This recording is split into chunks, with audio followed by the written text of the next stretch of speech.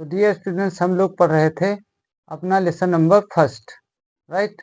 उसमें से हमने कुछ पैराग्राफ्स अच्छे से स्टडी कर लिया था। उसी क्रम में अब हम इस पैराग्राफ को पढ़ने वाले हैं, right.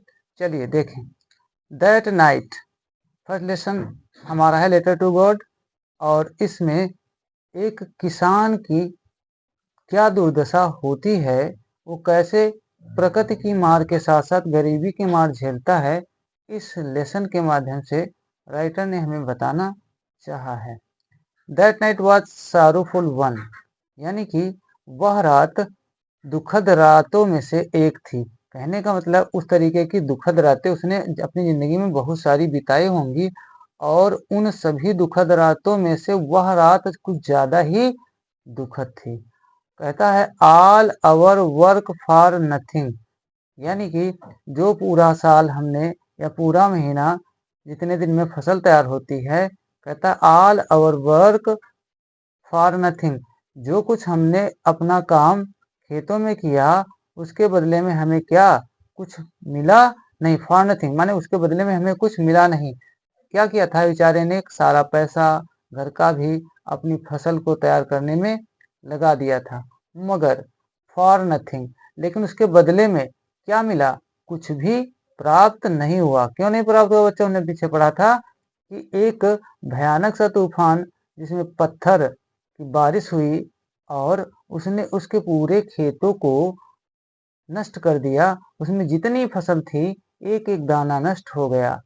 Okay, there is no one who can help us, और लेंचो कहता है देयर इज नो वन, कोई भी व्यक्ति नहीं है ऐसा इस दुनिया में, हु कैन हेल्प अस, जो हमारी मदद कर सकता हो। किस मामले में, कि मेरे पास अब खाने को कुछ बचा नहीं है, तो मुझे और मेरे परिवार के भरण पोषण के लिए कोई व्यक्ति ऐसा नहीं है जो कुछ मदद कर सके, right. We will all go hungry this year, तो अपने परिवार वालों से कहता कि अब हम सबको इस साल भूखे ही रहना पड़ेगा, क्योंकि अब हमारे पास खाने के लिए कुछ बचा नहीं है। तो आशा करता हूँ ये पैराग्राफ आपके अच्छे से समझ में आ गया होगा, राइट। तो बच्चों अब हम नेक्स्ट पैराग्राफ को अच्छे से स्टडी कर लेते हैं। चलिए देखें।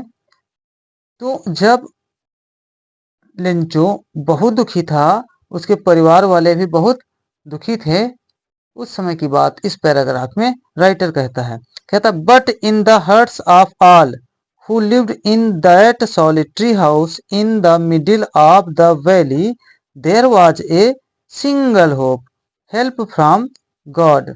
बट माने किंतु कह सकते हो, परंतु, लेकिन, कुछ भी आप कह सकते हो। लेकिन इन द हार्ट्स माने हृदयों में, ऑफ ऑल उन सभी लोगों के, हु लिव्ड जो लोग रहते थे, कहाँ पे, इन दैट सॉलिटरी हाउस। सॉलिटरी का मतलब होता है एकांत, एकमात्र। वहां पर कितने घर पीछे हमने पढ़ा था, पूरी घाटी में एकमात्र घर था किसका, लेंचो का। तो जो सभी लोग, जितने भी लोग उस एकांत या अकेले घर में रहते थे, उन सभी लोगों के हृदयों में एक ही आशा थी।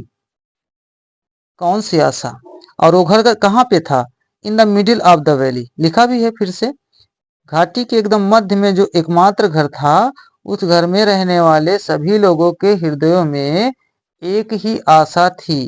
कौन सी आशा, there was a single hope.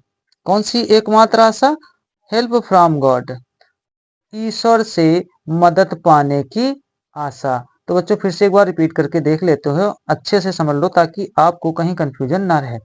Writer कहता but in the hearts of all, लेकिन सभी के हृदयों में, और वो सभी कौन, हु मतलब जो कौन, जो सभी लोग रहते थे किसमें, उस सॉलिटरी हाउस में, उस अकेले घर में, जो घर घाटी के एकदम बीचों बीच में बना हुआ था।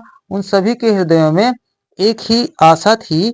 कौन सी, there was a single hope, एक ही आशा थी, हेल्प फ्रॉम गॉड, कि उनके उस मामले में, कौन से मामले में, जो उनकी फसल नष्ट हुई थी, उनके पास खाने को कुछ नहीं बचा था, तो उन सभी को केवल ईश्वर से मदद पाने की एकमात्र आशा थी कि ईश्वर सभी को खाना उपलब्ध कराता है, चाहे वो इंसान हो, चाहे पशु हो, चाहे कोई भी जीव हो, right.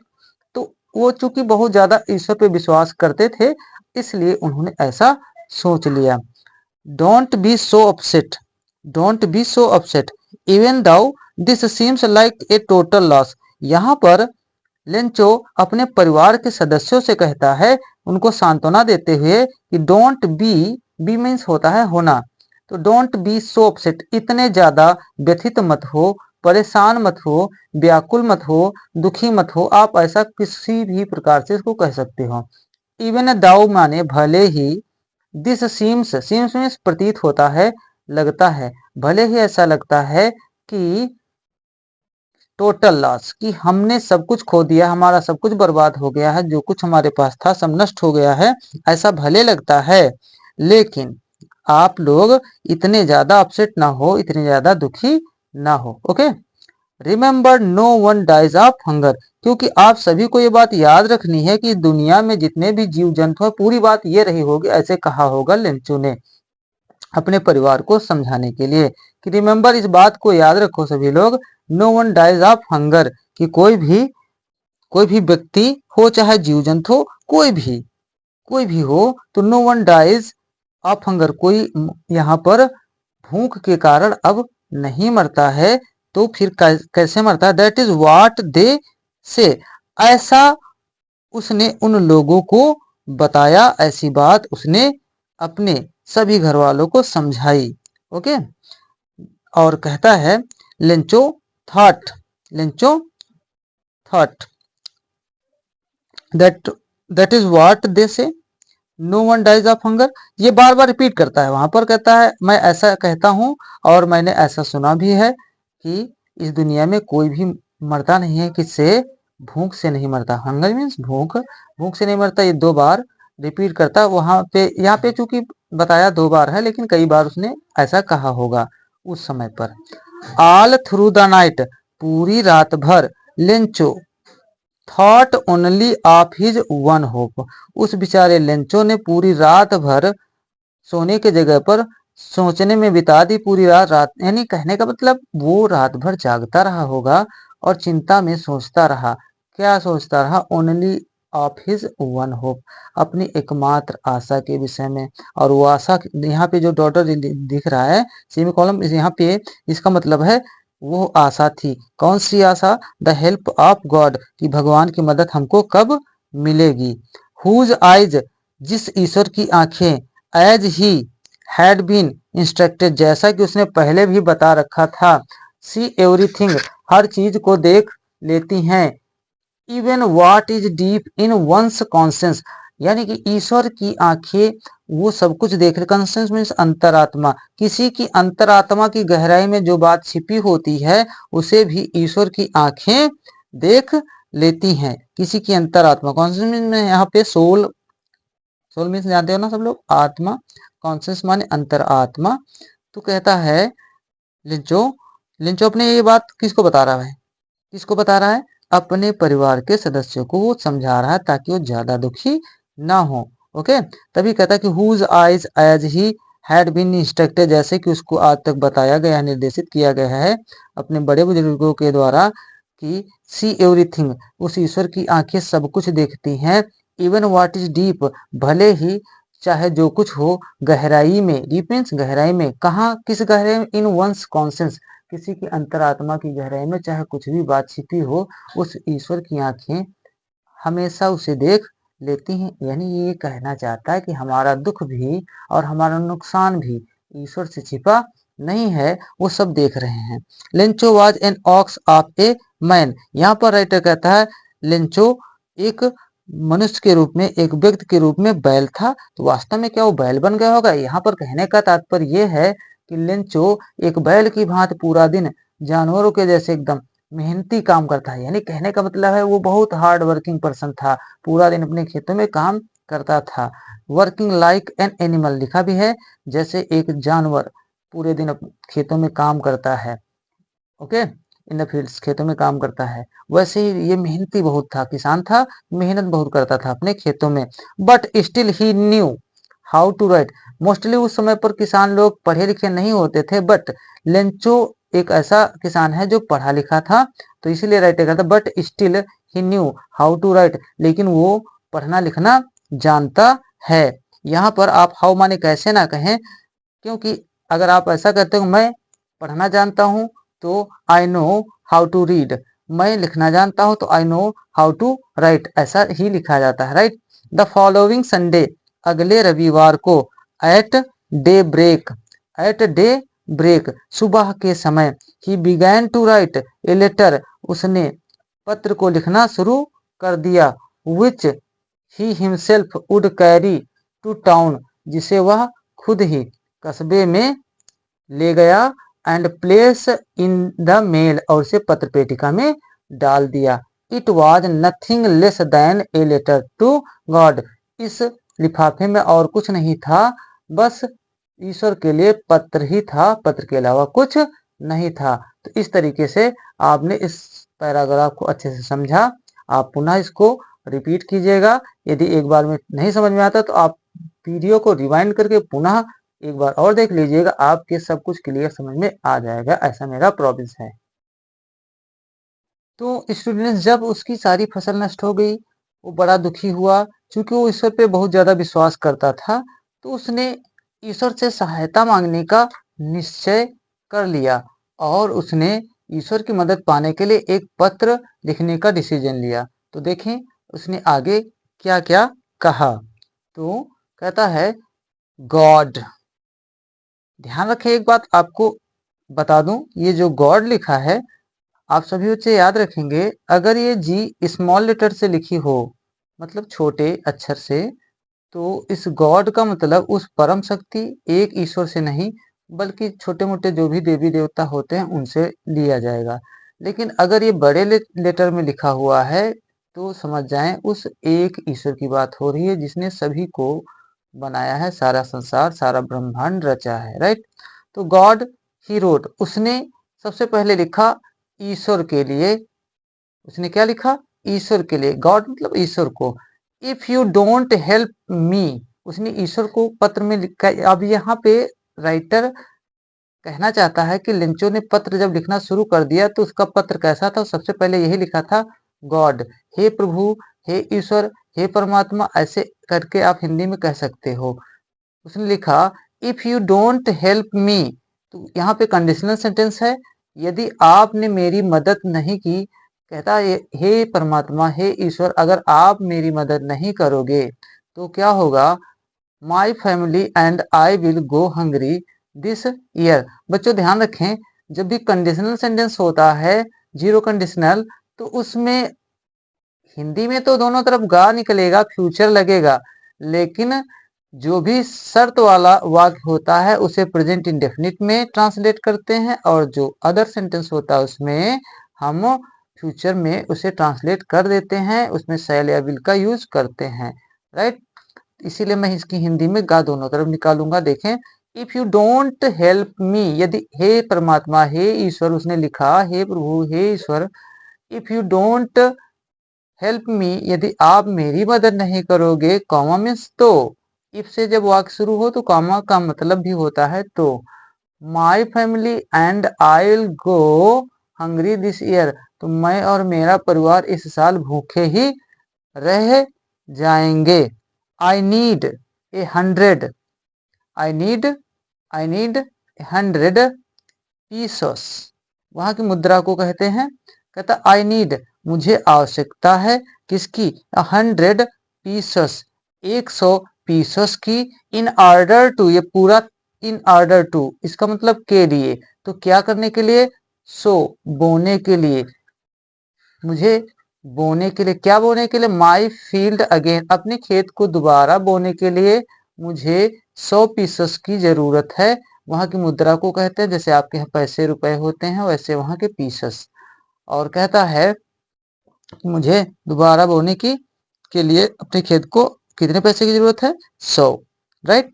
And to live until the crop comes, और अगर फसल बो भी दूं तो उसके बाद खाने के लिए तो कुछ है नहीं, तो कुछ उसी पैसे में से जो बचेगा पैसा, उससे मैं क्या करूंगा, मेरा परिवार है कहता है and to live until the crop comes, जब तक कि दूसरी फसल पुनः उग करके पक करके कंप्लीट नहीं हो जाती, तब तक के लिए जिंदा रहने के लिए भी मुझे 100 पैसों की जरूरत है। तो ये कहने का मतलब इसके ये है कि 100 पैसे जो आप मुझे देंगे उससे मैं दो काम करूंगा, एक तो फसल भी मेरी बो जाएगी और कुछ पैसे बचेंगे, उससे मेरा परिवार पूरा साल खा पाएगा, उसका जीवन चल पाएगा। बिकॉज द हेल स्टॉर्म, आगे डॉट डॉट, यह पूरी बात आप समझ लें। कहता क्योंकि पत्थरों ने, क्योंकि पत्थरों ने मेरी सारी फसल नष्ट कर दी है, मेरे पास कुछ भी शेष बचा नहीं है, न दोबारा फसल बोने के लिए और ना ही खाने पीने के लिए मेरे पास अनाज बचा है। इसलिए हे प्रभु, हे ईश्वर, मैं आप पर विश्वास करता हूँ और आप मेरी सहायता अवश्य करेंगे। ऐसा उसने कुछ लिखा होगा, इसलिए ज्यादा बातें थी, इसलिए आगे डॉट डॉट राइटर ने कर दिया कि आप लोग अपना सेंस लगा के बात को समझ लें। ओके, राइट, समझ में आ गया होगा उम्मीद है। चलिए, he wrote to God on the envelope, उसने, इनोलप मीन्स होता है लिफाफा, इनोलप मीन्स लिफाफा, तो उसने लिफाफे के ऊपर लिखा कि टू द गॉड, कि मैं ये पत्र ईश्वर के पते पे भेजना चाहता हूँ। टू गॉड मान ईश्वर को, उसने क्या लिखा, परमात्मा को पत्र लिफाफे के ऊपर,